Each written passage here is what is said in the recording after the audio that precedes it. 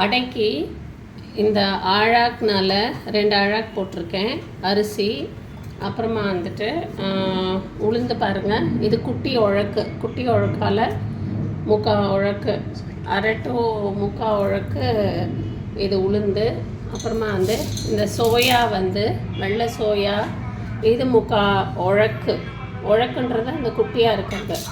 அப்புறம் கடலைப்பருப்பும் 3/4 உழக்கு. அப்புறம் துவரம்பருப்பு 3/4லேயும் பாதி போட்டிருக்கேன். அப்புறம் பாசி பருப்பும் 3/4லேயும் பாதி போட்டு நல்லா ஒரு 3/4 மணி நேரமாக ஊறணும். அதோட இந்த அளவுக்கு மிளகு, அப்புறமா இந்த அளவுக்கு மிளகாத்தல், ஒரு 10 மிளகாத்தல் இருக்கிற மாதிரி போட்டுக்கோங்க. வேணும்னா உங்கள் காரத்திற்கேற்ப இன்க்ரீஸ் பண்ணிக்கலாம். இதை போட்டு நல்லா 3/4 மணி நேரம் ஊற வச்சுட்டு அரிசியை போட்டு கிரைண்டரில் அரிசி இந்த மிளகாத்தில் ஒரு பாதி அரைப்பட்ட உடனே இந்த ஊற வச்சுருக்கிற பருப்பை போடுங்க. அது போட்டு ஒரு 3/4 அளவு ஊறின உடனே அரைப்பட்ட உடனே ஒரு கொரகொரன்னு இருக்கும்போதே எடுத்துருங்க.